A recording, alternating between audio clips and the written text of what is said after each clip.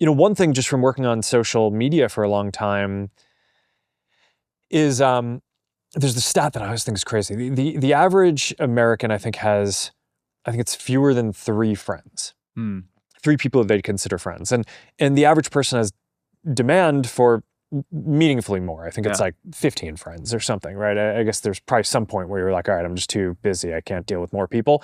But the average person wants more connection than they have.